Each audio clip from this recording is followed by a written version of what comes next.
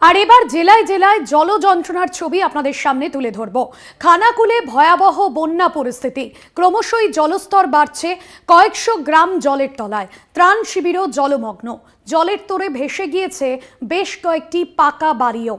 একের পর এক গ্রাম জলের তলায় চলে গিয়েছে এবং পাশাপাশি পাকা বেশ কয়েকটি বাড়িও জলের তোরে ভেসে গিয়েছে। জেলার বিভিন্ন প্রান্তে একই ছবি উঠে আসছে, খানাকুলে ভয়াবহ বন্যা পরিস্থিতি। গতকালই আমরা দেখেছিলাম মুখ্যমন্ত্রী মমতা বন্দ্যোপাধ্যায় তিনি বেশ কয়েকটি জায়গায় তিনি যান, বন্যা বিধ্বস্ত এলাকায় পরিদর্শন করেন এবং যত দ্রুত সম্ভব ত্রাণ সামগ্রী যাতে দুর্গতদের কাছে পৌঁছয় তার জন্য জেলা শাসক এবং পুলিশ সুপারকেও কড়া নির্দেশ দিয়েছিলেন মুখ্যমন্ত্রী। খানাকুলে ভয়াবহ বন্যা পরিস্থিতি দেখছেন, একের পর এক বাড়ি যেরকম জলের তোরে ভেসে গিয়েছে। নদী তীরবর্তী এলাকার বাসিন্দারা তারাও কিন্তু যথেষ্টই দুর্যোগের মধ্যে দিন অতিবাহিত করছেন। জলের তোরে ভেসে গিয়েছে কয়েকটি পাকা বাড়িও। খানাকুলে ভয়াবহ বন্যা পরিস্থিতি, সেই ছবি আপনাদের সামনে তুলে ধরলাম। কয়েকশো গ্রাম জলের তলায়, ত্রাণ শিবিরও জলমগ্ন, জলের তোরে ভেসে গিয়েছে কয়েকটি পাকা বাড়িও, দেখছেন সেই ছবি। খানাকুলে ভয়াবহ বন্যা পরিস্থিতি, ক্রমশ জলস্তর বাড়ছে, রাস্তায় নৌকো চলছে, কয়েকশো গ্রাম জলের তলায়, ত্রাণ শিবিরও জলমগ্ন, জলের তোরে ভেসে গিয়েছে কয়েকটি পাকা বাড়িও, দেখছেন সেই ছবি।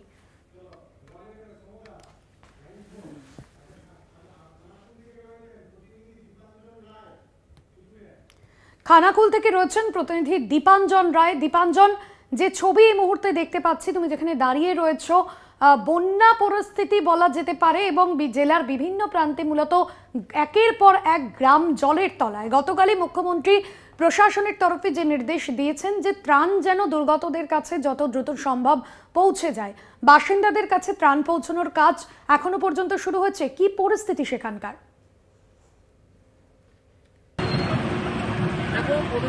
গত পরশুদিন মুখ্যমন্ত্রী এসেছিলেন, প্রশাসনিক কর্তাদের নির্দেশ দিয়েছিলেন যে যেন যারা বন্যা দুর্গত তাদের কাছে পর্যাপ্ত পরিমাণে ত্রাণ পৌঁছয়, তাদেরকে নিরাপদ স্থানে নিয়ে যাওয়া হয়। কিন্তু একটু দেরিতে হলেও প্রশাসনিক কর্তারা শুরু করেছে ত্রাণ দিতে, কিন্তু যেহেতু গ্রামের পর গ্রাম বন্যা কবলিত, সেখানে ত্রাণ পর্যাপ্ত পরিমাণে পাচ্ছে না প্রশাসন, কারণ তাদের কাছে পর্যাপ্ত পরিমাণে নেই। আমরা এই মুহূর্তে দাঁড়িয়ে আছি কলকাতা আরামবাগ রাজ্য সড়ক। আমি আমার সহকর্মীকে বলবো একটু দেখানোর জন্য। রাস্তার উপরে এক হাঁটু জল আতঙ্কের সঙ্গে যাতায়াত করছে গাড়ি নিয়ে এবং প্রাণের ঝুঁকি নিয়ে পারাপার করছে। প্রত্যেকটা মানুষ এখন আতঙ্কিত, তারা চিন্তা করছে যে কবে এই বন্যা পরিস্থিতির উন্নতি হবে। কিন্তু আমরা দেখাবো আবারও রাজ্য সড়ক বলে কেউ বলবে না, বলবে হয়তো কোনো বন্যা দুর্গত কোনো এলাকা, বন্যার কোনো উন্নতি হয়নি, বরং জলস্তর বাড়ছে, আতঙ্কে রয়েছে চারদিক। যেখানে school, college, office, post office, থানা প্রায়শই জলের তলায় চলে গিয়েছে। প্রশাসনিক কর্তারা অস্থায়ী তাঁবুতে কাজ করছে। আর এই উন্নতি কবে হবে তার দিকে তাকিয়ে রয়েছে সাধারণ মানুষ এবং তারা চাইছে সরকার যাতে এই বন্যা পরিস্থিতি মোকাবিলা করার জন্য তাদের কাছে পর্যাপ্ত পরিমাণে ত্রাণ পৌঁছাতে পারে এবং তারা নিরাপদে যাতে থাকতে পারে, তার জন্য সব রকম চেষ্টা করছে প্রশাসন।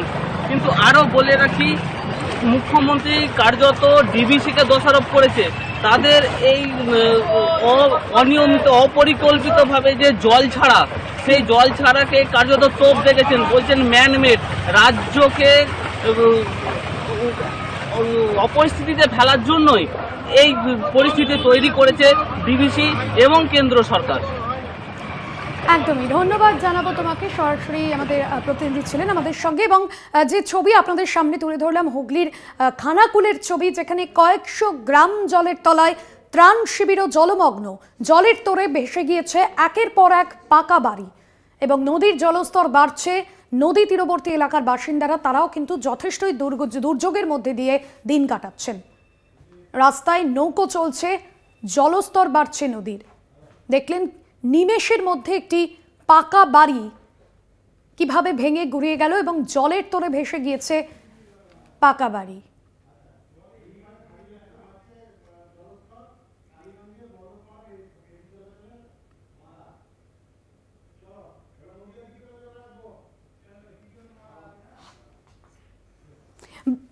নদিয়ার ভাগীরথীতে জলস্তর বাড়ছে, জলস্তর বাড়ায় বন্ধ কালীগঞ্জের বল্লভপাড়া ফেরি চলাচল।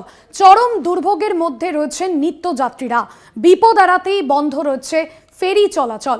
সেই ছবিও আপনাদের সামনে তুলে ধরছি, যেখানে ভাগীরথীতে জলস্তর বাড়ায় কালীগঞ্জের বল্লভপাড়া ফেরি চলাচল বন্ধ রয়েছে। চরম দুর্ভোগে পড়েছেন নিত্যযাত্রীরা। সকাল থেকেই ফেরি চলাচল বন্ধ, সমস্যার মধ্যে পড়তে হচ্ছে নিত্যযাত্রীদের। বিপদ এড়াতেই বন্ধ রয়েছে ফেরি চলাচল।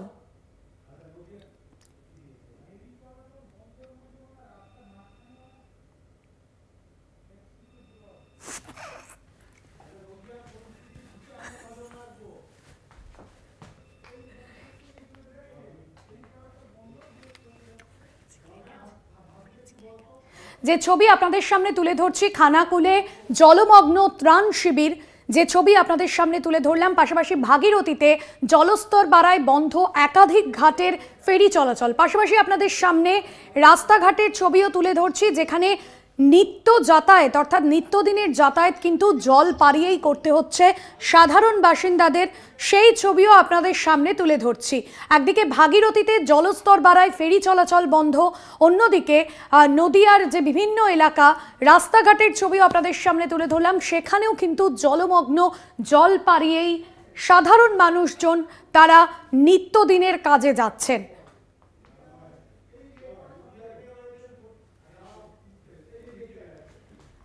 যে ছবি আপনাদের সামনে তুলে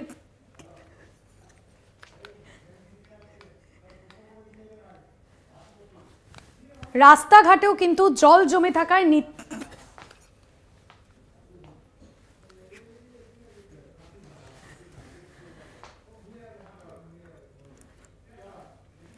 রূপম রয়েছেন আমাদের প্রতিনিধি সরাসরি। রূপম, এই মুহূর্তে সেখানে কি পরিস্থিতি, প্রশাসনের তরফেই বা কি পদক্ষেপ? দেখো ভাস্বতী, কাল রাত থেকেই কিন্তু এই ভাগীরথী নদীর যে জল তা বেড়েছে এবং ইতিমধ্যে আমরা রয়েছি নদিয়ার শান্তিপুরের যে নৃসিংহপুর ফেরিঘাট। সেখানে ইতিমধ্যে দেখতে পাচ্ছ ফেরিঘাট চত্বরের সম্পর্কে যে বাস স্ট্যান্ড রয়েছে, সেই বাস স্ট্যান্ড কিন্তু পুরোটাই জলের তলায়। এবং তার সাথে সাথে আমি একটু দেখানোর চেষ্টা করবো এইদিকে যত আমার চিত্র সাংবাদিককে দেখানোর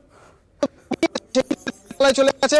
নিত্যযাত্রীরা কিন্তু রীতিমতো এখান থেকে যেতে পারছেন না, রোগীরাও যেতে পারছেন না। তারা কিন্তু বারবার জানাচ্ছেন যে এই যে ঘাট বন্ধ হয়েছে তাতে তারা যথেষ্টই অসুবিধার সম্মুখীন হচ্ছে। তবে এই ঘাট বন্ধ করা হয়েছে পূর্ব বর্ধমানের প্রশাসনের তরফ থেকে। এবং তারপরে এই যে জল চারিদিকে জলমগ্ন হয়ে রয়েছে, এতে করে কিন্তু রীতিমতো একটা অসুবিধার সম্মুখীন হয়েছে। এই মুহূর্তে আমাদের সাথে রয়েছেন হরিপুর অঞ্চলের প্রধান, অর্থাৎ এই বাস স্ট্যান্ড বা এই ফেরিঘাট যে পঞ্চায়েতের মধ্যে পড়ে সেই প্রধান বীরেন মাহাতো। তার সাথে একটু কথা বলবো। বীরেন বাবু, এই যে ঘাট বন্ধ হয়েছে কি বলবেন? দেখেন, বিগত কাল থেকে ঘাট বন্ধের যে পূর্ব বর্ধমান জেলা প্রশাসন আমাদেরকে মেল করে পাঠিয়ে দিয়েছেন এবং তার মুহূর্তে আমরা জানতে পারি যে আজকে থেকে সম্পূর্ণভাবে 6টার পর থেকে অনির্দিষ্টকালের জন্য ঘাট পরিষেবা বন্ধ থাকবে। এবং সেই বন্ধ হওয়ার ফলে মানুষের যে সমস্যার সম্মুখীন হয়ে পড়ছে আমাদের কাছে আসছে এবং প্রতিনিয়ত কিছু ছেলেমেয়ে নৃসিংহপুর, হরিপুর এবং শান্তিপুরের কালনা স্কুল কলেজে পড়াশোনা করেন, তারা কিন্তু নিয়মিত যেতে পারছেন না। এবং আমি কালনা প্রশাসনের তরফে যারা রয়েছেন তাদের সঙ্গে আমি যোগাযোগ করেছি। সকালবেলা যোগাযোগ করার পরেও ওনারা কিন্তু কোনো সুরাহা দেয়নি। ওনারা বলেছে যেহেতু পূর্ব বর্ধমান জেলা প্রশাসন থেকে বলা হয়েছে যে ঘাট আপাতত নির্দিষ্টকালের জন্য বন্ধ রাখা হবে, সেক্ষেত্রে আমরা কিন্তু কাউকে পারাপার করতে পারবো না। এবং ঘাট মালিক কর্তৃপক্ষের সঙ্গেও যোগাযোগ করা হয়েছে, ওনারা একই উত্তর দিয়েছেন যে কোনো মুহূর্তে কিন্তু পারাপার করা যাবে না। একদমই। দেখো ভাস্বতী, যেটা প্রধান জানালেন হরিপুর অঞ্চলের প্রধান, যে পূর্ব বর্ধমান জেলার যিনি প্রশাসক রয়েছেন তিনি কিন্তু জানিয়েছেন কোনো রকম ভাবে ঘাট চলাচল করবে না। তার কারণ এই যে জল, আমি একটু দেখানোর চেষ্টা করবো, দেখতেই পাচ্ছ মানুষ কিন্তু এখান দিয়ে একেবারে পুরো হাঁটু সমান জল নিয়ে কিন্তু গঙ্গার দিকে যাচ্ছে। এবং এই যে জল, এই যে জলমগ্ন হয়েছে, এই জলমগ্ন হওয়ার কারণে নিত্যযাত্রী থেকে শুরু করে রোগী, ছাত্রছাত্রী সকলেই অসুবিধায় পড়েছে। ভাস্বতী, একদমই সেই দিকে নজর অবশ্যই থাকবে, যে ছবি তুমি তুলে ধরলে। ধন্যবাদ জানাবো। রূপম ছিলেন আমাদের প্রতিনিধি সরাসরি আমাদের সঙ্গে।